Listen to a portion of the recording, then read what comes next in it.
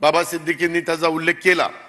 मी असंच कुठेतरी बोलत असताना म्हणून गेलेलो होतो की काय निकाल लागेल ते ब्रह्मदेवालाच माहिती का नाही माहित नाही, इथपर्यंत मी त्या बाबतीमध्ये बोललो।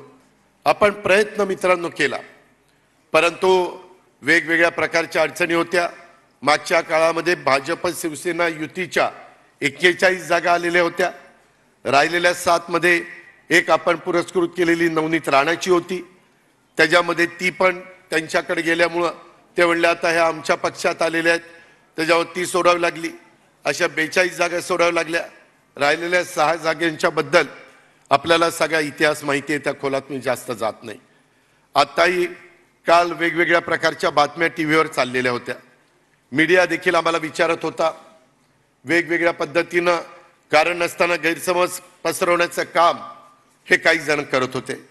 खरं तर काल मी स्वतः, प्रफुल्ल पटेल साहेब, सुनील तटकरेजी, छगन भुजबळ साहेब, धनंजय मुंडे, संजय बनसोडे, आम्ही अनेक जण, समीर भुजबळ, आम्ही अनेक जण दिल्लीमध्ये होतो।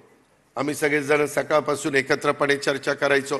2 दिवस आमचे तिथं गेले। एक दिवसाचं पूर्णपणे आम्ही पोचल्यापासून प्रफुल्लबाईंच्या घरीच आम्ही होतो आणि तिथं उशिरापर्यंत जेवण होऊन झोपायला जाईपर्यंत आम्ही सगळे एकत्र होतो। दुसऱ्या दिवशी सकाळी सुनील तटकरेंनी सांगितलं की माझ्याकडे ब्रेकफास्टला या।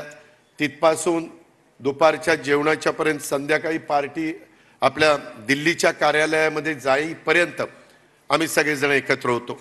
कुठेही काही मतभेद नाही, काही नाही, ज्याचा उल्लेख तटकरे साहेबांनी आपल्या भाषणामध्ये केला। मित्रांनो,